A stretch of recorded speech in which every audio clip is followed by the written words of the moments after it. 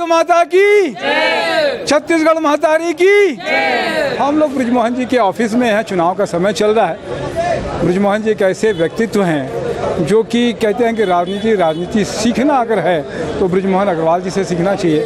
स्वप्निल जी मेरे साथ में हैं, निशा जी मेरे साथ में हैं, और भी लोग हैं। क्या कुछ कहेंगी स्वप्निल जी बृजमोहन जी के लिए?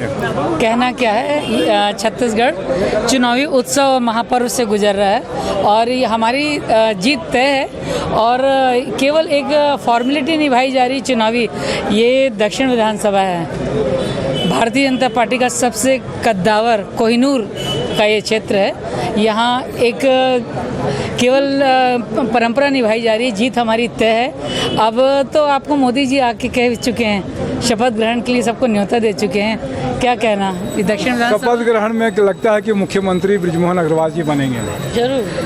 अब जरूर अगर शीर्ष नेतृत्व अगर चाहे तो हमारे बृजमोहन भैया जरूर मुख्यमंत्री बन सकते हैं। क्या नाम है आपका? मनीषा चंद्राकर, जिला उपाध्यक्ष। मैं स्वप्निल मिश्रा, महिला मोर्चा जिला महामंत्री। मैं सीमा सिंह, यहाँ दक्षिण विधानसभा की मैं एक छोटी सी कार्यकर्ता हूँ और यहाँ की एक क्षेत्रीय बेटी भी बोल सकते हो मुझे। और हमारे बृजमोहन भैया दुख सुख में सबका साथ देते हैं। हम तो चाहेंगे सीएम ही हमारे बने बृजमोहन भैया। बहुत अच्छी बात है कि बृजमोहन भैया कितने वोट से जीत सकते हैं स्वप्निल जी, अगर लगे तो आपका आकलन है? इस बार बृजमोहन भैया की ऐतिहासिक जीत होगी। ये 8वीं बार चुनाव लड़ रहे हैं और अब तक के सबसे अधिक मतों से होगी। प्रयास केवल उसी का हो रहा है कि मार्जिन अच्छी रहे।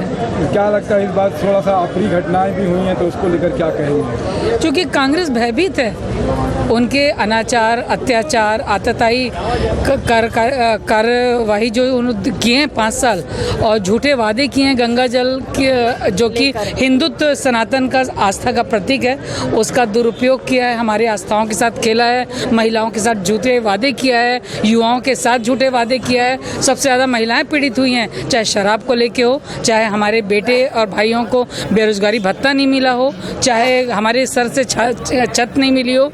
तो महिलाएं केवल सम्मान की भूखी होती हैं और महिलाएं यदि ठान लें तो इतिहास गवाह है। बड़े से बड़ा आप कोई युद्ध हो और कोई भी काम सौंपे महिलाओं को, उन्होंने अपनी पूरी निष्ठा से उस कार्य को संपन्न किया है। तो भारतीय जनता पार्टी के भय से इतने उनका मन उछटा हुआ है और इतने भयभीत हैं कि वो तरह तरह की अप्रिय घटना, बेलगाम स्टेटमेंट्स देना और इस प्रकार की कार्रवाई करना कि इतने पहुंचे हुए शीर्ष नेतृत्व के ऊपर भी बदतमीजी करना, जो कि जनता जान चुकी है कि यदि अभी उनका ये हाल अभी चुनावी प्रचार के समय है, यदि वो स्वप्न भी देख रहे हैं कि सरकार पे आएंगे तब वो क्या करेंगे, घरों में घुस के अनाचार दुराचार करेंगे। इनकी गुंडागर्दी को जनता जानती है और जनता तय कर चुकी है कि इस बार उनकी जमानत भी जब्त होनी है। शराबबंदी का तो वादा बीजेपी भी नहीं कर रही है और इस विषय पे आप कुछ कह नहीं रहे हैं, क्या कुछ कहेंगे? आरोप तो लगा रहे हैं कि क्या नहीं? देखिए, बीजेपी वादे वही करती है जो निभाए। हमने झूठे वादे करके सत्ता को हासिल करना नहीं सीखा है। नहीं, शराबबंदी करेंगे नहीं करेंगे, हमारे घोषणा पत्र में शराबबंदी शब्द नहीं है, लेकिन हाँ, शराब का जो गलत उपयोग हो रहा है कोचियों के द्वारा घर पहुंच सेवा, ये कदापि भारतीय जनता पार्टी की रीति नीति में नहीं है। सूखा नशा हो रहा है, खाली शराब तक हम सीमित नहीं है, सूखा नशा का कारोबार है।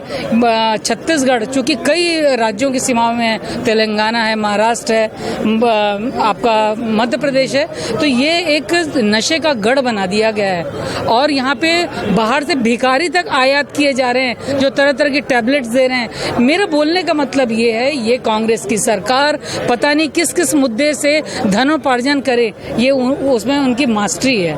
बहुत अच्छी बात है, आपने समय दिया। मैं तपेश जय नरेंद्र ठाकुर के साथ में। जय जोहार, जय छत्तीसगढ़।